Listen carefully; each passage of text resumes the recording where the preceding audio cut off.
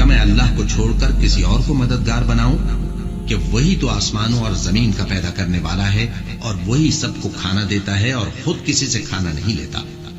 یہ بھی کہہ دو کہ مجھے یہ حکم ہوا ہے کہ میں سب سے پہلا فرما بردار بنوں، اور یہ کہ اے پیغمبر تم مشرکوں میں نہ ہونا. یہ بھی کہہ دو کہ اگر میں اپنے پروردگار کی نافرمانی کروں تو مجھے بڑے دن کے عذاب کا خوف ہے. جس شخص سے اس روز عذاب ٹال دیا گیا اس پر اللہ نے بڑی مہربانی فرمائی اور یہی کھلی کامیابی ہے. اور اگر اللہ تم کو کوئی سختی پہنچائے تو اس کے سوا اس کو کوئی دور کرنے والا نہیں، اور اگر نعمت و راحت عطا کرے تو کوئی اس کو روکنے والا نہیں. وہ ہر چیز پر قادر ہے.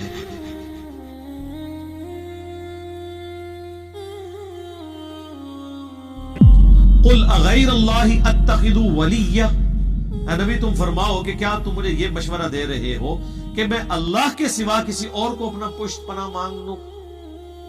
فاطر السماوات والارض، وہ اللہ جو آسمانوں اور زمین کا پیدا کرنے والا ہے. وَهُوَ يُطْعِمُ وَلَا يُطْعَمُ، جو سب کو کھلاتا ہے اور خود کچھ نہیں کھاتا. سب کو کھلاتا ہے اور خود کھانے کا محتاج نہیں. سر اگر یہ کوالٹی کسی میں ہے نا تو وہ مشکل کشا ہو سکتا ہے آپ کا. ہاں وہ تو سورۃ المائدہ میں اللہ نے فرمایا عیسیٰ اور ان کی ماں کھانا کھانے کے محتاج تھے. ایسوں کو اپنے نقصان اور نفع کا مالک سمجھتے ہو، اللہ کے سوا ایسوں کی عبادت کرتے ہو جو نہ تمہارے نفع کے مالک نہ نقصان کے مالک. یعنی نہ تو ان کی عبادت ہو سکتی ہے اور نہ آپ ان کو بندہ سمجھتے ہوئے ان سے مدد مانگ سکتے ہیں، کیونکہ وہ آپ کے نفع نقصان کے مالک نہیں، کیونکہ وہ تو خود محتاج ہے روٹی کے جو اللہ انہیں کھلاتا ہے. میرے بھائی اگر عیسیٰ ابن مریم اور ان کی ماں سیدہ مریم روٹی کھانے کے محتاج ہے، کسی کے نفع اور نقصان کے مالک نہیں ہے، تو بابے نشائی کوئی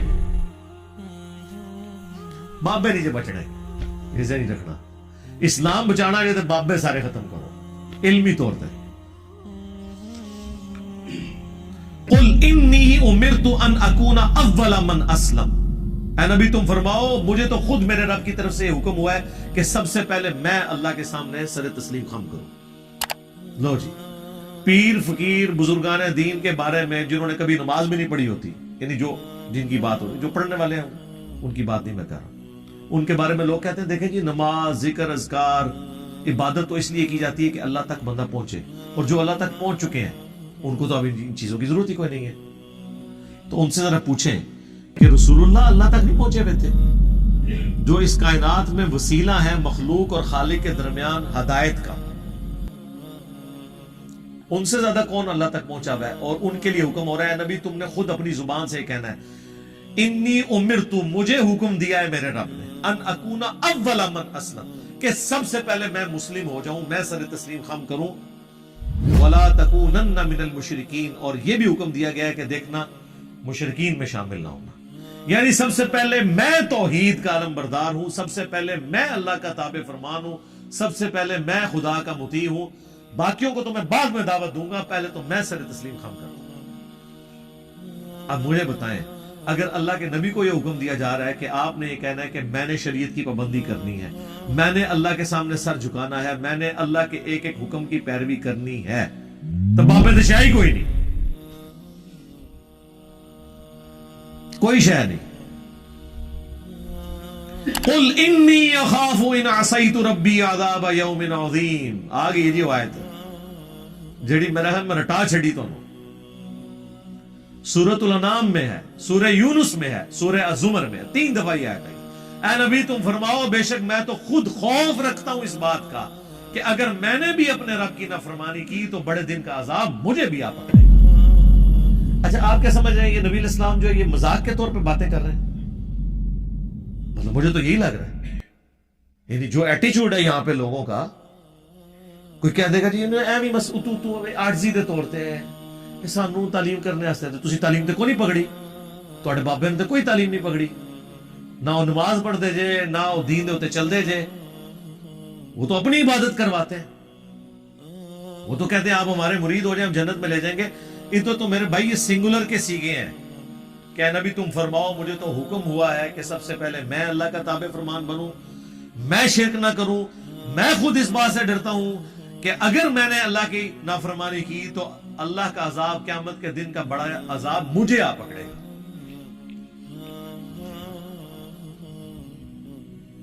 اندازہ کریں. میرا خیال ہے دنیا میں اگر سب سے بڑی کوئی مثال دی جا سکتی تو یہی تھی نا.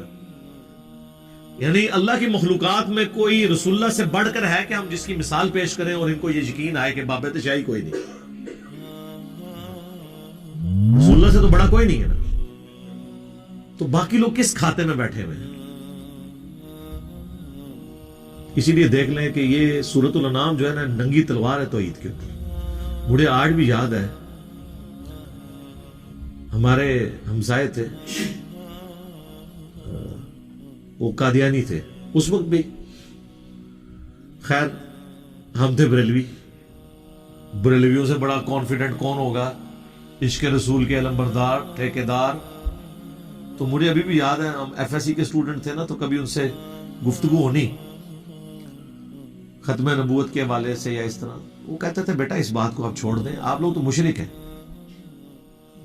آپ تو اللہ کا تعارف نہیں آپ لوگوں کو, رسول اللہ تک تو بعد میں بات ہوگی. اچھا جب میں نے کئی سالوں کے بعد یعنی 2008 میں نے جب قرآن پڑھنا شروع کیا سورۃ الانعام میں نے پڑھی نا وہ تو میرے کانوں سے تو دھواں نکلے نا. میں نے کہا یار یہ تو ابھی سٹارٹ ہوا ہے سرکار, یہ آج دیکھیں کون کون سی آیتیں آتی ہیں, یہ آج جتنی آیتیں آ رہی ہیں نا یہ آپ صرف ان کا ترجمہ جو ہے نا یہ پبلک میں بیان ہی نہیں کر سکتے. کاٹ کے رکھ دیں گے, وہ کہتے ہیں نا کاٹ کے رکھ دیں گے, کاٹ کے رکھ دیں گے. تو اس وقت مجھے یاد ہے انہوں نے مجھے کہا تھا کہ بیٹا سورۃ الانعام کا بھی آپ نے ترجمے سے پڑھنی ہے, پھر بتانا ہے کہ آپ لوگ مسلمان بھی ہیں کہ نہیں. تو پھر مجھے بعد میں وہ باتیں یاد آئیں. میں نے کہا دیکھیں مسلمانوں کی پستی کا یہ لیول ہے کہ قادیانی بھی انہیں کچھ نہیں سمجھتے. اندازہ کر لو یعنی اسی تو شاہی کوئی نہیں سا جدو قادیانی سانو کچھ نہیں سمجھتے تو باقی تو شاہی کوئی نہیں نا. پھر تو اب یہ دیکھ لیں